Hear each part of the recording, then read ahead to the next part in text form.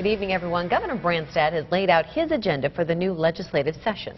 Front and center is what the governor calls the Bully-Free Iowa Act of 2015. Now, this would call for the student mentors to be the ones to take charge of anti-bullying efforts in their schools, to exempt the school from notifying parents in cases of notification that would lead to further abuse, and to provide for bullying investigator training in schools.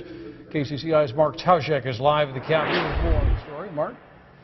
Yeah, guys, it's a big topic for educators across the state who are happy to hear about any proposal that's focused on stopping or preventing bullying. But others aren't so happy when it comes to a perceived lack of focus by the governor on K-12 education in general.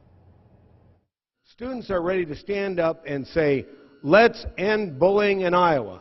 Now it's our turn.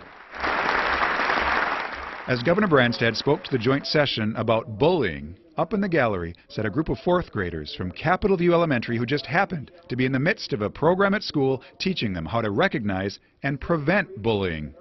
If you think fourth grade is a little young to be talking about bullying, I haven't started with my kindergarten through second grade yet, but I will be in the next few weeks. Bullying is now high-tech, so Councillor Haley Shaw welcomes the governor's effort to allow school districts to enforce bullying where it occurs most often, off campus and online. A lot of times we have to say, you know, if it's going on at home, we need you to kind of handle that, and if you need to get the police involved, that's more of what we have to tell them right now. But not all educators were satisfied with what they heard from the governor. He did tout efforts to improve the environment for college students By offering select degrees for $10,000 and again freezing tuition for Iowa students.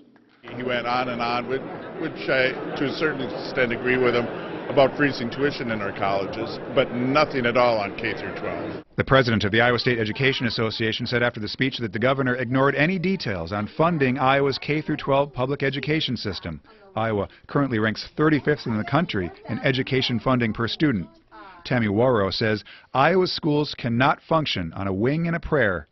We have seen the results of a sleight-of-hand approach when the governor claims he wants our public schools to be the best, yet still underfunds them.